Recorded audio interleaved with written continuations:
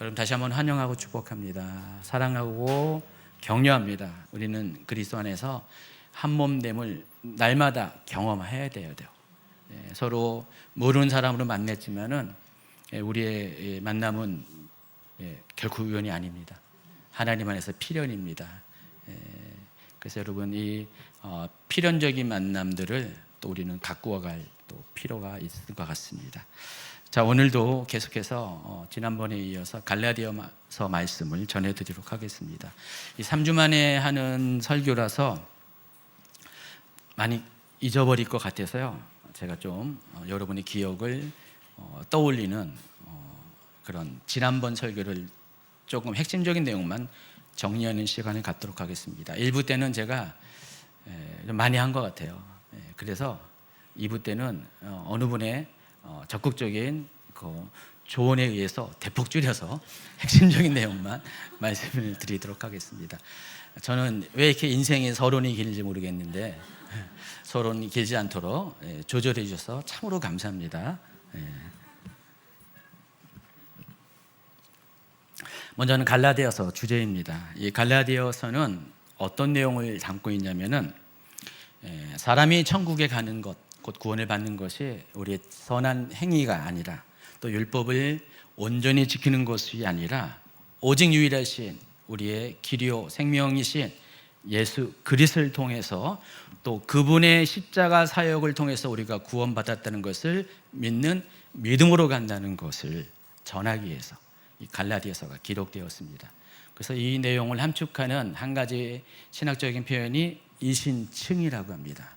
믿음으로써 의롭다 칭함을 받는다는 뜻입니다. 바로 이 이야기를 하기 위해서 갈라디아서가 기록이 되었습니다. 여러분, 사람이 행위로 구원을 받지 않고 오직 믿음으로 구원을 받는 것에 대해서 모두들 동의하시죠? 여러분의 믿음의 신앙의 고백 맞죠? 그래서 우리의 삶 가운데는 언제나 이와 같은 고백이 있어야 됩니다. 명심하셔야 돼요. 항상 기억을 하셔야 된다는 것입니다. 사람은 누구든지 하나님 앞에서 완전한 사람 없고 율법을 완전히 지킬 사람이 없습니다. 그래서 우리 모두는 다 죄인인 것을 인정을 하셔야 됩니다. 그러나 그것을 끝내는 것이 아니라 바로 그것 때문에 예수님이 필요한 거예요. 복음이 필요한 것입니다. 여러분, 영화 같은 데 가끔 보는 장면이 있어요. 어떤 사람이 어떤 모험을 하다가 어느 지역 가다가 늪에 빠집니다. 여러분, 늪이라는 게 뭐죠? 계속해서 헤어나오려고 하면 할수록 점점 깊이 들어가는 것이 늪의 특성입니다. 몸부림치면 칠수록 이 늪은 우리 몸을 점점 깊은 곳으로 빠져들게 하는 곳입니다. 그런데 그 상황 가운데 어디선가 누군가가 갑자기 나타나서 구명조를 던져줍니다. 아니, 막대기를 펼칩니다. 그리고 그것을 붙잡고 마침내 늪에서 벗어나게 됩니다. 이처럼 우리 모든 인간도요, 인생의 늪에 빠져 있습니다. 죄의 늪에 빠져 있습니다. 죄의 늪에 빠져 있는 인간이 아무리 노력해도 그것을 헤어날 수 없는 상황 가운데 바로 예수님께서 찾아오셔서 우리를 건져주십니다. 그것을 믿고 그 구명줄을 잡고 건짐을 받는 사람이 바로 이런 사람이 의로운 사람입니다. 근데 만일 예수님이 던져준 그 구명줄을 못 믿어서 그것이 썩은 동안줄인지 생각해서 그것을 붙잡지 않으면 어떻게 됩니까? 예수님이 던진 구명줄이 있음에도 불구하고 나는 계속해서 늪에 빠져서 마침내 사망에 이르게 된다는 것입니다. 여러분, 하나님 보시기에 의인은 어떤 사람이냐? 그것을 믿는 사람, 그 구명줄을 붙잡고 마침내 빠져나온 사람이 의로운 사람이라는 것입니다. 바로 이것이 복음이에요. 이 복음 안에는 그래서 여러분이 어쩔 수 없는 그런 죄로 인해서 어쩔 수 없는 그런 상황을 건져내게 하는 능력이 있음을 아시기 바랍니다. 두 번째는 율법주의입니다.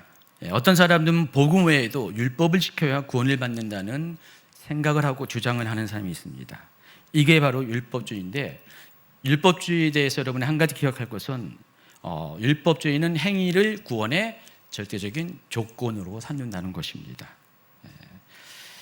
사도 바울이 갈라디아서를 기록한 이유 중에 하나가 바로 이 율법주의를 경계하기 위함입니다.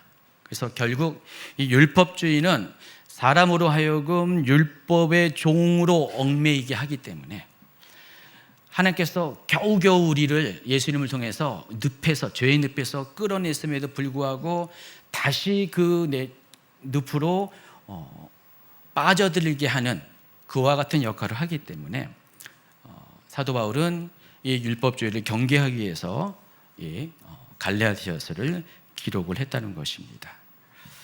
자, 이게 지난번 설교의 핵심적인 내용이에요. 아까는 이거 한 3배 정도 분량으로 제가 풀어서 설명을 했는데, 자, 이 부분은 여러분 원고가 딱 올라가니까 앞에 내용을 다시 한번 이제 들으시기 바랍니다. 자, 오늘 본문 말씀을 이제 전해드리도록 하겠습니다. 오늘 설교 본문은 지난번 설교에 이어서, 지난번은 갈라디아서 2장 16절을 본문으로 말씀을 전했는데 오늘은 19절과 20절입니다. 이 구절에서 사도 바울은 지난 설교 갈라디아서 2장 16절을 근거로 이 복음 안에서 새 생명을 얻은 자가 이제는 어떻게 살아가야 될지를 다음과 같은 원칙을 제시합니다. 갈라디아서 2장 19절과 20절 같이 힘껏 읽도록 하겠습니다. 내가 율법으로 말미암아 율법에 대하여 죽었나니 이는 하나님에 대하여 살려 함이라. 내가 그리스도와 함께 십자가에 못 박혔나니 그런즉 이제는 내가 사는 것이 아니요 오직 내 안에 그리스도께서 사시는 것이라. 이제 내가 육체 가운데 사는 것은 나를 사랑하사 나를 위하여 자기 자신을 버리신 하나님의 아들을 믿는 믿음 안에서 사는 것이라. 이번 주부터 우리가 이 예배할 때 찬양과 모든 예배에서 행하는 모든 것들이 다 설교를 초점으로 이렇게 준비되고 있어요. 그래서 아까 찬양도 굉장히 오랜만에 부르는 내가 그리스도와 함께 십자가에 못 박혔는 이 찬양을 한 거예요. 우리식으로 따지면 흘러간 CCM인데 이 설교 본문에 맞춰가지고 그것처럼 가사 그대로를 또 가지고 이 설교 본문을 가지고 이렇게 한 것이 없기 때문에 그렇게 한 겁니다. 그래서 이따가 여러분 셀 모임 할 때 셀 모임 교재도 마찬가지로 요걸 가지고 합니다. 지난번까지는 전주에 했던 설교 본문을 가지고 셀 모임 교재를 하는데 이번부터는 바로 오늘 설교 말씀을 가지고 셀 모임 교재로 사용합니다. 그래서 제가 이 설교 원고를 최소한 1, 2주 전에 이걸 다 전달하기로 결정을 했어요. 저도 어제 그렇게 해보니까 너무 좋은 게 어제 제가 또 여러 가지 일정이 있었거든요. 낮 동안 설교 준비 보통 토요일 하면 좀 예민하게 설교 준비를 해야 되는데 미리 하니까 너무 좋네요. 예전에 미처 몰랐어요. 네. 그래서 저도 그렇고 최 목사님도 앞으로 설교 원고를 최소한 한 주 전에 이렇게 미리 준비하고 그걸 토대로 찬양 콘티도 짜고 다 모든 것들을 그렇게 하기로 했습니다. 그래서 이따가 여러분 아마 오늘 설교 내용을 가지고 셀 교재로 사용하게 될 겁니다. 자, 갈라디아서 2장 이 19절 특히 20절에 대해서 종교개혁자 루터는요 신자의 삶 전체를 정의하는 말씀이라고 합니다. 왜냐하면은 이것은 굉장히 중요한 신학적인 내용을 갖고 있지만 동시에 사도 바울의 고백이 간증이 담겨 있는 거기 때문에 굉장히 중요한 것입니다. 우리가 어떻게 성도가 어떻게 구원받은 복음으로 구원받은 성도가 어떤 삶을 살 수 있는가를 살아야 되는가를 기록한 것이 갈라디아서 2장 19절 20절이라는 것입니다. 그래서 오늘 설교에는 모두 3가지의 사도 바울의 신앙 고백을 여러분에게 소개할 겁니다. 첫 번째는 19절 전반부입니다. 내가 율법으로 말미암아 율법에 대하여 죽었나니. 나는 율법으로 말미암아 율법에 대해 죽었다는 선언을 합니다. 사도 바울의 이 언어 표현은 우리가 좀 어려워요, 그렇죠? 저는 그래도 제 뇌 구조랑 좀 비슷해가지고 좀 난데 그러지 않은 분들은 굉장히 사도 바울의 표현이 어려운 거 맞아요. 굉장히 논리적이기 때문에 그렇습니다. 그런데 여러분이 어려운 내용들은 쉽게 또 이해할 수 있는 방법이 있으니까 번역본을 잘 선택하면 됩니다. 그래서 새 번역을 읽든지 좀 더 쉬운 성경, 뭐 우리말 성경, 현대어 성경 이런 것을 통해서 읽으면은 조금 더 이 사도 바울의 주장들을, 이야기들을 쉽게 이해할 수가 있습니다. 내가 율법으로 말미암아 율법에 죽었다는 것, 도대체 어떤 의미인지 굉장히 궁금합니다. 결론부터 이야기하면은 지금까지 살아왔던 이 율법주의적인 삶의 종식을 선언하는 선언이라는 것입니다. 나는 더 이상 이제는 율법주의적인 삶을 살지 않겠다라는 그런 선포라는 것입니다. 사도 바울은요, 굉장히 율법주의적인 삶을 살았어요. 변화받기 전 사도 바울에 대해서 자기 자신에 대해서 이렇게 소개합니다. 갈라디아서 1장 13절 14절을 보면은 내가 이전에 유대교에 있을 때 행한 일을 너희가 들었거니와 하나님의 교회를 심히 박해하고 멸하고 내가 내 동족 중 여러 영갑자보다 유대교를 지나치게 믿어 내 조상의 전통에 대하여 더욱 열심히 있었다 그랬습니다. 사도 바울은요, 자기 또래의 사람들에 비해서 굉장히 율법에 대해서, 유대교에 대해서 아주 열심히 특심인 사람이었습니다. 특히 이 뒷부분에 내 조상의 전통에 대해서 더욱 열심히 있다라고 했는데, 이 조상의 전통은 율법을 일차적으로 의미하지만 좀 더 구체적으로 말하면은 율법에 파생된 유대인들의 전통을 말하는 것입니다. 유대인들은요, 613가지의 율법만 지킨 게 아니라 그것을 해석한 여러 가지 다른 조항들도 더불어 지켰습니다. 여러분, 율법은 성경 말씀이죠. 하나님이 주신 말씀이죠. 근데 그에서 벗어나는 해석들은요, 사람들의 생각이 가미된 거예요. 추가가 된 거예요. 그러니까 하나님의 말씀을 기초로 하지만은 하나님의 말씀은 아니라는 것입니다. 그래서 여러분, 대표적인 것이 이제 미시나와 같은 것입니다. 성경의 복음서에 보면은 유대인의 전통, 장로들의 유전 이렇게 표현한 것들이 다 이 미시나를 가리킵니다. 그러니까 미시나는요, 율법에서 한 조항에서 어떻게 하라, 어떻게 하지 말라라는 것들을 자기 나름대로 그것을 적용하는 것들을 수십 개의 언어로, 다른 표현으로 이렇게 기록을 했습니다. 그래서 유대인들은요, 율법만 지킨 것이 아니라 특히 열심히 있는 사도 바울과 같이 열심히 있는 사람들은 이 미시나와 같은 유대인의 전통, 조상의 전통, 장로들의 유전들을 동시에 지켰어요. 그래서 이것을 지켜야지만 진짜 유대인으로 인정을 했다는 것입니다. 사도 바울은 자기가 그런 사람이었다는 것입니다. 예전에 변화받기 전에 그런 사람이었다는 것입니다. 또 빌립보서 3장 5절과 6절에서도 사도 바울은 자기 자신에 대해서 다음과 같이 평가합니다. 나는 8일 만에 할례를 받고 이스라엘 족속이요 베냐민 지파요 히브리인 중에 히브리인이요 율법으로는 바리새인이요 열심으로는 교회를 박해하고 율법의 의로는 흠이 없는 자라 그랬습니다. 이런 사람이었어요. 그런데 이어지는 내용을 보면은 7절부터 이어지는 내용을 보면은 그러나 무엇이든지 내게 유익하던 것을 내가 그리스도를 위하여 다 해로 여길 뿐더러 또한 모든 것을 해로 여겼다라고 했습니다. 왜 해로 여겼을까요? 왜 뒤에는 배설물이라고 했는데 배설물처럼 생각을 했을까요? 그렇게 말한 이유가 있습니다. 첫째, 사도 바울은 내가 아무리 노력해도 율법으로는 절대 자신이 의로워질 수 있다는 것을 누구보다도 많이 체험했습니다. 율법을 아예 안 지키는 사람은 몰라요. 그런데 율법을 자꾸만 지킨 사람은요, 물을 먹어도 계속 갈증을 느끼는 것처럼, 진짜 생수가 아닌 일반적인 물을 먹으면 계속 갈증을 느끼는 것처럼 율법을 지키고 더 의롭게 살려고 해도 내가 그렇게 살 수 없다는 한계를 오히려 느낀다는 것입니다. 여러분, 사도 바울이 이와 같은 아주 깊은 영혼의 고백을 표현한 것이 로마서 7장에 잘 기록이 되어 있습니다. 24절로 가면은 자기 자신에 대해서 아주 한탄을 합니다.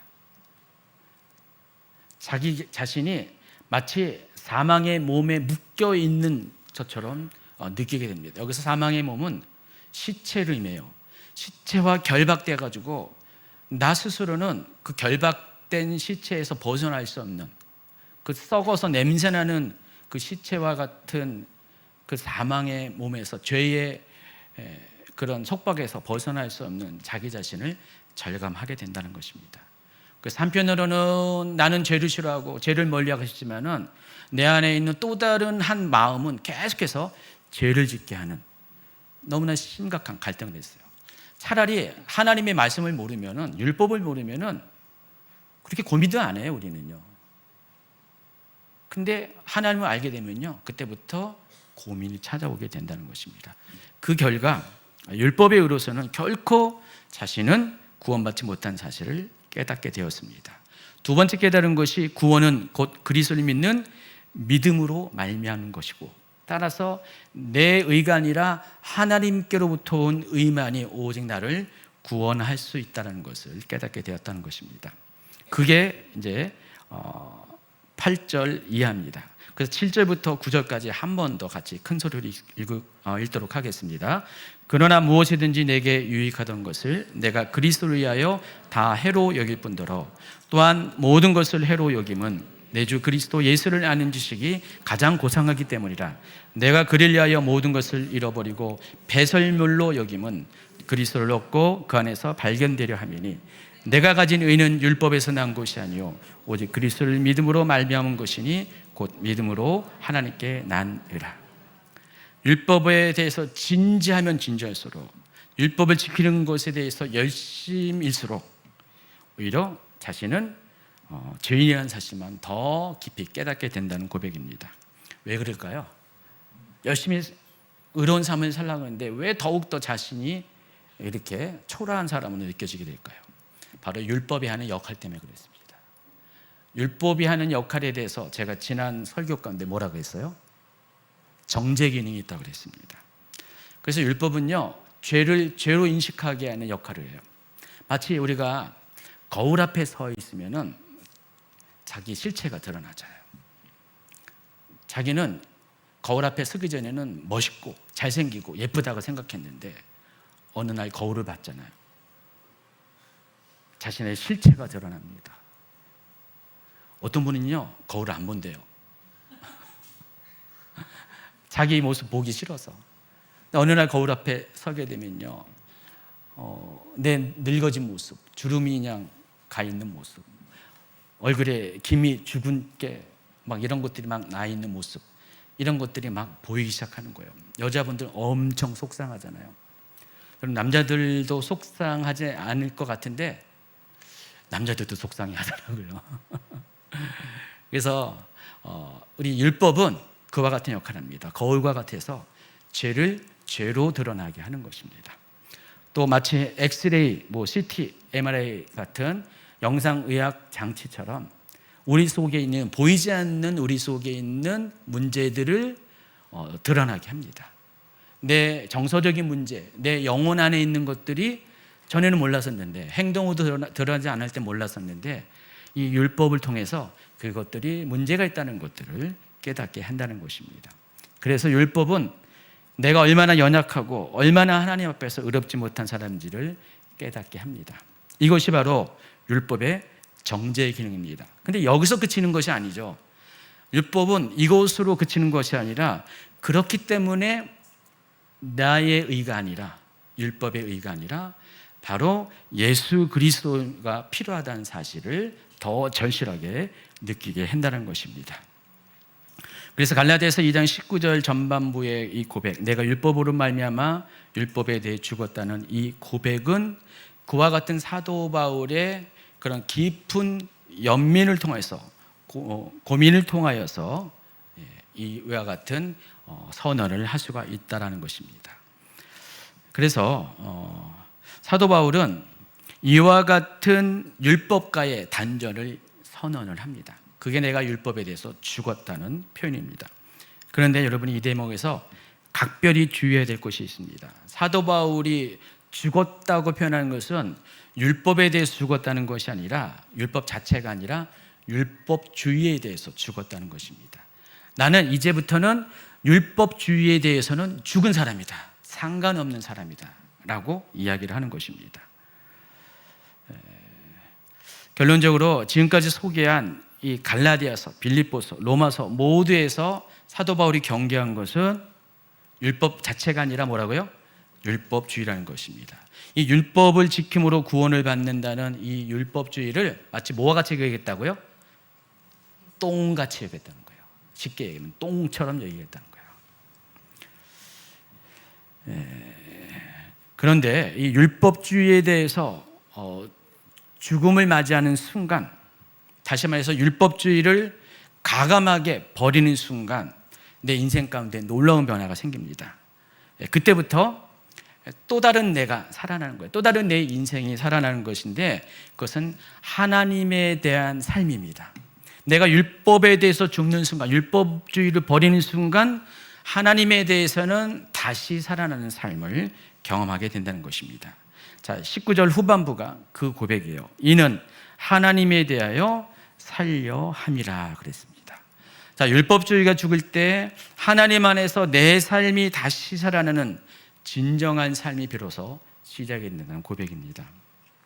종합해 보면은요, 예수 그리스도의 복음 안에서 거듭난 사람은 율법에 대해서 죽은 자입니다. 그리고 이제부터는 하나님 중심, 복음 중심의 새로운 삶을 살게 됩니다. 전에는 율법에 대해 매여서 율법의 종의 삶을 살던 사람이 이제 이후로는 성령 안에서 참 자유와 기쁨의 삶을 살게 됩니다. 그리고 하나님과 친밀한 교제의 삶을 살게 됩니다. 자, 이 같은 내용이 로마서 8장 1, 2절에 다음과 같이 고백되어 있습니다. 한번 같이 읽습니다. 그러므로 이제 그리스도 예수 안에 있는 자에게는 결코 정죄함이 없나니 이는 그리스도 예수 안에 있는 생명의 성령의 법이 죄와 사망의 법에서 너를 해방하였습니다. 여기 두 가지의 단어들 조합을 여러분 주목하시기 바랍니다. 생명의 성령의 법과 죄와 사망의 법입니다. 율법주의가 우리에게 가져다 주는 것은 죄와 사망의 법입니다. 그런데 복음이 우리에게 주는 것은 뭐예요? 생명의 성령의 법이라는 것입니다. 그래서 여러분, 율법을 계속해서 추구하면 할수록, 그러니까 율법으로 의로워진다는 생각을 계속 가지면 가질수록 여러분 점점 죄와 사망의 늪의 깊은 곳으로 빠져들게 됩니다. 그러나 예수님께서 여러분에게 복음의 동아줄을 던져주셨고 그것을 믿음으로 붙잡게 되면은 그때부터 생명의 성령의 법, 다시 말해서 영원한 생명을 얻게 되고 성령 안에서의 통제받는 삶을 살게 된다는 것입니다. 자, 이와 같은 첫 번째 고백을 했고요. 두 번째 고백은요, 나는 그리스도와 함께 십자가에 못 박혔다는 고백입니다. 갈라디아서 2장 20절 전반부의 말씀입니다. 자, 이 고백은요, 죽음을 이야기합니다. 십자가에 못 박힌 것은 죽는 것을 의미합니다. 그런데 어떤 죽음이냐? 내가 죽는 건데, 예수님이 십자가에 못 박혀서 죽는 것처럼 나도 죽는 건데, 이 나의 죽음이 어떤 육체의 죽음을 말하는 것이 아니라 바로 자아의 죽음을 가리킵니다. 자아의 죽음은 그리스도 안에서 새로운 존재로 거듭나는 경험을 의미합니다. 그래서 전에는 내가 살아있을 때는 내가 원하는 대로 내 자아가 시킨 대로 다 삶을 살았어요. 그러나 십자가에 못 박혀서 내 자아가 죽으면 어떻게 해요? 죽은 자는 말이 없잖아요. 전에는요, 내가 살아있을 때는요, 예수를 믿고도 내가 살아있을 때는요, 내 자아가 활발히 활동할 때는요, 그런 사람의 특징은요, 말이 많아요. 주장이 많아요. 행동보다는 그런 것들이 참 많이 있습니다. 근데 내가 죽잖아요. 그럼 그때부터 조용해져요. 죽은 사람이 어떻게 말을 해요? 육체의 죽음이 아니라 내 자아의 죽음이 말하는 겁니다. 제가 성도들과 이렇게 교제를 하다 보면은요, 때로는 내가 알고 있는 그분 맞아? 라는 생각이 들 때가 많이 있어요. 전에는 말이 참 많으셨어요. 뭐 이렇게 할 말이 많은지. 제가 한마디 하면은 두 마디, 세 마디를 꼭 하셔야 직성이 풀리는 분이 있어요. 뭔가 어떤 벌어진 일이 있으면은요, 말을 하지 않고서는요, 속이 답답해가지고 못 사는 분이 있어요. 근데 어느 날 갑자기 이상해졌어. 말도 안 하고, 분명 요 대목에서 뭔 말을 할 텐데, 제가 막 당황스러울 정도로 반응이 없는 분이 있어요. 뭐 잘못된 거 아닌가? 절대로 잘못된 게 아니었고요. 나중에 알려봤더니 그 시즌에 은혜를 깊이 받고 계시더라고요. 하나님 안에서 은혜를 깊이 받으시는 그 시절에는 말이 없으세요. 아무런 얘기도 안 했어요.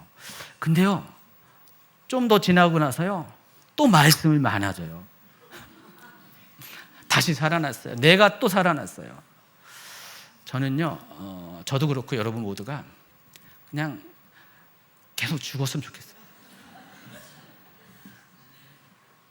그냥 죽어 있는 상태로 지냈으면 좋겠어요.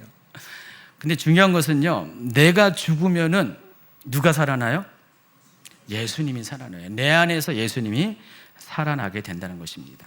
근데 예수님은요, 나 혼자 죽게 하지 않으세요. 여기 보니까 내가 십자가에 못 박혔는데 누구와 함께? 그리스도와 함께.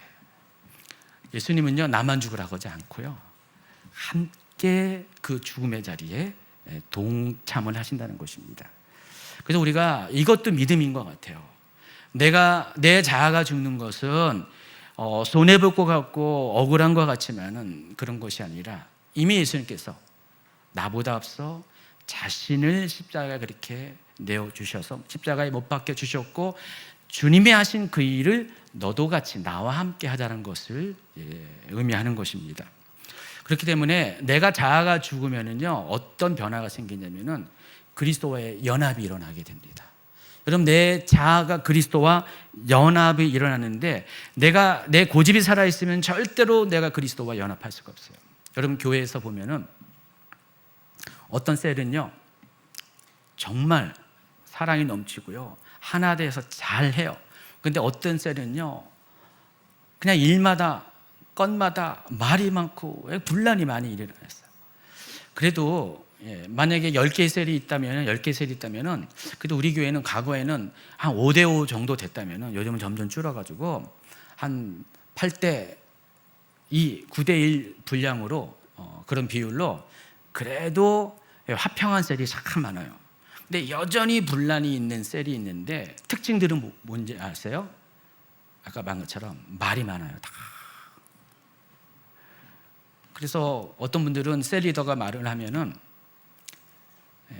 그나마 거기서 얘기 안 하고 뒤에서 얘기할 수가 있어요. 근데 어떤 사람은 셀 리더가 한마디 얘기하면은, 집사님, 권사님, 뭐 그게 맞아요? 아니죠. 그거 합리적이지 않죠. 논리적이지 않죠. 왜 그렇게 아둔해요? 지혜가 없어요? 하면서 막 공격을 해요. 가끔 가다가요, 어느 셀 리더가 저한테 너무 그것 때문에 상처를 받아가지고 상담을 요청할 때가 가끔씩 있어요. 옛날에는 자주 있었는데 요즘은 가끔씩 있어요. 1년에 한두 번. 어떤 팀 리더가 그러면은 너무 힘들어 죽겠어요, 목사님. 그럴 때 그랬어요. 집사님, 권사님, 집사님한테 그런 분이 한 분이지만은요, 저는 여러 명이에요. 제가 날마다 죽을 수밖에 없는 이유가, 제가 살잖아요. 저만 힘들어요. 정말 힘들어요. 제가 그냥 죽잖아. 여러분, 그냥 주여만 외치지 말고요, 죽여 하셔야 돼요. 자꾸만 여러분 이렇게 스스로 죽이고, 또 말씀 안에서, 주님 안에서 자꾸만 죽이면은요, 내가 죽으면은 말이 없잖아요. 그러면 평안해져요. 근데 살아있는 만큼 나는 말을 많이 할 수밖에 없다라는 사실을 아시기 바랍니다. 죄송합니다. 오늘도 지금 말을 많이 하는데 그렇다고 해서 말을 안 할 수가 없잖아요. 제가 설교는 설교고. 그래서 우리가 이 그리스도와 함께 십자가에 못 박혔다는 것은, 나는 죽고 이제는 주님과 함께 다시 살아났다라는 그 고백이 담긴 선언이라는 것입니다. 더 이상 내 자아 중심의 삶이 아니라 그리스도의 중심의 삶, 주님께서 원하는 삶을 살겠다는 그런 결단과 선언이라는 것입니다. 실제로 우리가 이렇게 고백을 하잖아요. 예수님께서는요, 우리로 하여금 그렇게 살도록 도와주세요. 그래서 20절 중간에 보면은 이런 또 선언을 합니다. 그런즉 이제는 내가 사는 것이 아니요 오직 내 안에 그리스도께서 사시는 것이다. 나는 여전히 살아가지만은 내 삶의 모든 것들을 주님께서 살아서 인도하시고 또 진행해 주신다는 것입니다. 그것이 예수 안에 있는 자의 삶이라는 것입니다. 그리고 또 그것이 성령 안에 사는 삶을 의미합니다. 그래서 갈라디아서 5장 16절 이하는요, 내 자아대로 사는 삶과 성령 안에서 사는 삶을 비교를 합니다. 내가 이르노니 너희는 성령을 따라 행하라. 그리하면 육체의 욕심을 이루지 아니하리라 하면서 17절에는 육체의 소욕에 대해서, 또 19절 이하는 육체의 일이 구체적으로 무엇을 의미하는지를 설명하고요, 22절부터 23절까지는 반대로 성령의 열매에 대해서 대조적으로 대비시켜서 비교를 하고 있습니다. 그래서 여러분, 성령의 열매를 맺는 삶은 성령 안에서 살면 자동적으로 열매를 맺을 수밖에 없습니다. 그것이 사랑과 희락과 화평과 오래 참음과 자비와 양성과 충성과 온유와 절제입니다. 만약에 여러분의 삶의 행동 유형 가운데, 드러나는 모습 가운데 이런 것이 아니면은 여러분 다 어디에 속한 삶을 산다고요? 육체에 속한 삶을 살고 있어요. 그래서 여러분 성령을 체험한다는 것은 단순히 은사에 국한되는 것이 아니라 매일의 삶 속에서 이와 같이 성령의 인도하심을 받고 열매 맺는 삶을 사는 것을 의미합니다. 계속해서 성령 안에서 사는 삶에 대해서 로마서 8장 14절은 같이 있습니다. 무릇 하나님의 영으로 인도함을 받는 사람은 곧 하나님의 아들이라 그랬어요.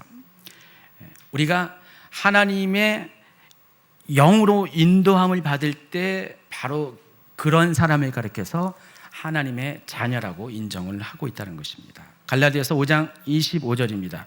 24절부터 있습니다. 그리스도 예수의 사람들은 육체와 함께 그 정욕과 탐심을 십자가에 못 박았느니라. 만일 우리가 성령으로 살면 성령으로 행할지니. 그래서 생각만, 입만 성령의 사람이 아니라 우리의 행동 모두가 성령으로 행하는 삶을 살아야 한다는 것입니다. 따라서 이것은 우리의 본질이 바뀐 것을 의미해요. 전에는 우리가 육체에 속했던 우리의 존재 자체가 그런 삶이었는데, 마치 물질이 확 바뀌는 것처럼, 물질의 변화가 화학적으로 확 바뀌는 것처럼 우리 육체는 그대로 있죠. 껍데기는 그대로 있지만은 우리 안에 있는 우리의 영과 혼에 아주 근본적인 변화가 생겨서 이전에 알던 내가 아니라 그리스도 안에서 새롭게 변화된 내가 살기 시작하는 거예요. 그래서 우리가 복음으로 말미암아 구원받은 사람들, 예수 그리스도를 믿는 믿음으로 말미암아 새로워진 사람을 가리켜서 뭐라고 표현합니까? 중생했다. 사람이 다시 두 번 태어났다라고 말을 합니다. 그래서 이 중생할 때는 두 가지 조건이 있어요. 물과 성령으로. 이 물은 세례를 의미합니다. 바로 믿음의 고백을 의미합니다. 그걸로 끝나는 것이 아니라 성령께서 내 안에 들어와서 내 삶의 모든 것을 본질적으로 확 바꿔주는 그런 체험이 있어야 된다는 것입니다. 여러분, 물과 성령으로 거듭났으니까? 왜 이렇게 답이 그렇습니까? 확신이 있어야 돼요. 그런가? 집사님, 나 그렇게 보여? 그렇게 묻지 마시고요. 이런 가운데 그런 확신이 있어야 돼요. 그게 믿음화돼야 된다는 것입니다. 그냥 구원파처럼 실제로는 삶의 변화가 없지만은 그냥 머리로서만 그냥 구원을 확신하는 것이 아니라, 여러분이 진짜 아무리 생각해도 나는 하나님의 사람으로 나는 새로워졌다. 여전히 나는 부족하고 자신감 없어도 내 안에 예수님께서 살아계시기 때문에 나는 그런 사람이 되었다라는 그런 확신이 있어야 한다는 것입니다. 세 번째 고백입니다. 20절 마지막 부분입니다. 같이 있습니다. 이제 내가 육체 가운데 사는 것은 나를 사랑하사 나를 위하여 자기 자신을 버리신 하나님의 아들을 믿는 믿음 안에서 사는 것입니다. 지금까지의 모든 것을 토대로 논리적인 결과가 그거예요. 여전히 나는 육체 가운데 살고 있어요. 여전히 나는 발로 땅을 딛고 살고 있습니다. 여전히 이 현실 세계에서 벗어나지 못하고 살고 있습니다. 모든 물리적인 법칙에 통제받는 삶을 살고 있습니다. 여전히 죄는 나를 건드릴 수 있는 그런 상황 가운데 살고 있습니다. 그러나 그럼에도 불구하고 이제 이후로는 내 삶은 오직 믿음으로 살겠다는 고백, 이게 바로 20절 후반부의 고백이라는 것입니다. 예수 그리스도의 십자가로 인해서 우리의 영적 정체성이 변화된 사람에게는 근본적인 변화가 찾아옵니다. 그래서 내 삶이 살아가는 모든 동력이 자기 자신이 아니라 그리스도를 믿는 믿음 안에서 산다는 것을 고백을 하게 된다는 것입니다. 그래서 이런 사람의 특징은요, 명확한 자기 인식이 있어요. 내가 누구인지를 명확하게 안다라는 것입니다. 또 내가 어떻게 살아야 한다는 것에 대해서 분명한 확신이 있다는 것입니다. 여러분, 내 삶에 대해서 이와 같은 명확한 인식과 분명한 확신이 있습니까? 자, 그런 사람은 정말로 이제는 그리스도를 믿는 믿음 안에서 살 수 있게 됩니다. 자, 그런데 이것도 어떻게 보면 의지가 들어갈 수가 있어요. 우리의 애씀이 들어갈 수가 있어요. 그러다 보면은 내가 그렇게 자꾸만 이렇게 애는 쓰지만은 그것이 또 그거에 비해서 내 삶이 여전히 더 죄와 연관된 삶을 살면 또 낙심할 수가 있잖아요. 그래서 우리가 그 부분을 근본적으로 해결하기 위해서는요, 우리가 가져야 될, 취해야 될 또 하나의 중요한 요소가 있는데, 바로 그리스도의 사랑, 특히 십자가 사랑에 대한 깊은 인식이 있어야 된다는 것입니다. 여러분, 우리의 확신은요, 나를 구원하신 예수님이 지신 십자가 그 사랑에 대한 확신이 있어야 돼요. 십자가에 대한 그 은혜의 확신이 없으면, 그 사랑에 대한 확신이 없으면요, 모든 것이 무너질 수밖에, 흔들릴 수밖에 없습니다.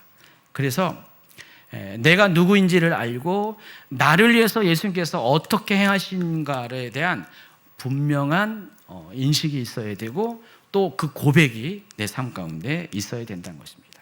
그래서 주님만 생각하면은 왠지 이렇게 그 눈물이 막 흐르고요, 눈에서 눈물은 흐르지 않고 마음속이 그냥 예수님의 사랑에 대해 생각하면 찡하게 다가오는 그와 같은 감동들이 여러분 삶 가운데 늘 이렇게 잔잔히 흐르는 물처럼 흘러가야 된다는 것입니다.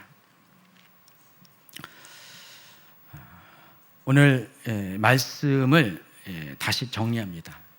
세 가지 말씀을 드렸어요. 사도 바울은 첫 번째 이런 고백을 했어요. 나는 율법주의에 대해서 죽었습니다. 바로 율법주의로부터의 해방을 의미합니다. 이제 더 이상 율법이 아닌 믿음으로 사는 삶을 살겠다는 결단을 의미합니다. 두 번째는 나는 내 자신을 십자가에 못 박았습니다. 바로 자아중심의 삶과 그와 같은 삶의 방식의 죽음을 의미합니다. 동시에 이것은 그리스도와의 연합을 의미합니다. 세 번째, 나는 비록 육체 가운데 살아도 이제부터는 그리스도를 믿는 믿음 안에서 살아가겠습니다. 자, 믿음으로 살아가는 자의 실제적인 신앙 고백을 가리키고 있습니다. 여러분, 현실의 삶 속에서도 예수님을 믿는 믿음으로 사는 삶을 살겠다는 고백을 의미합니다. 근데요, 듣는 것으로 그쳐서는 안 될 것 같아요. 오늘 우리도 이와 같은 사도 바울과 같은 고백과 같은 결단을 좀 하셔야 될 것 같습니다.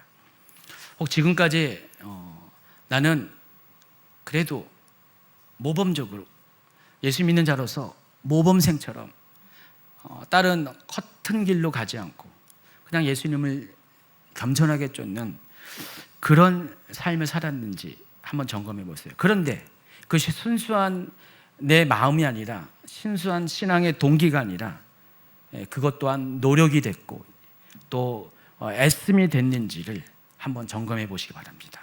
혹 내 안에 여전히 종교적인 틀에 매여서 아직도 율법적인 사고방식이 있는지를 한번 생각해 보시기 바랍니다. 그런 사람이 있다면요, 이 시간에 제가 못과 망치를 내어드릴 테니까 여러분 자신을 십자가에 한 번 더 못을 박으시기 바랍니다. 쾅쾅 받으시기 바라요. 못 박힘을 당할 때 고통이 있어요, 아픔이 있어요. 그러나 여러분 자아를 이 시간에 못 박는 결단을 하시기 바랍니다. 그리고 이제는 내 안에 계신 그리스도께서 내 삶을 주관하시는 삶을 살 수 있도록 내 자아를, 내 주도권을 내어주겠다는 믿음의 고백과 결단을 하시기를 부탁을 드립니다. 오늘 우리가 이걸 가지고 기도를 할 겁니다. 기도할 때 여러분 안에 예수 그리스도를 믿는 믿음들이 다시금 회복되길 바랍니다.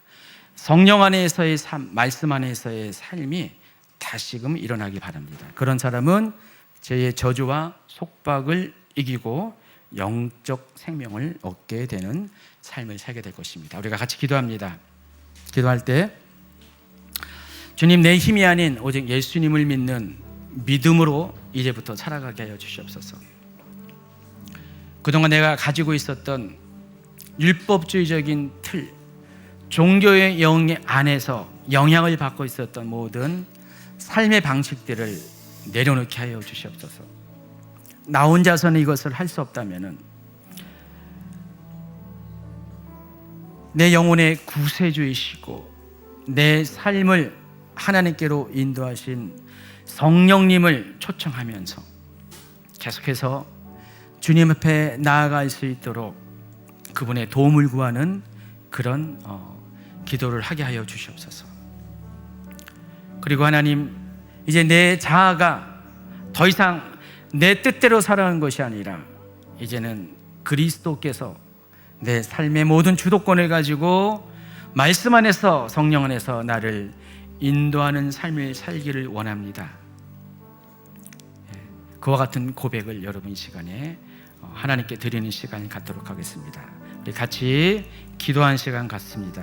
하나님 감사합니다.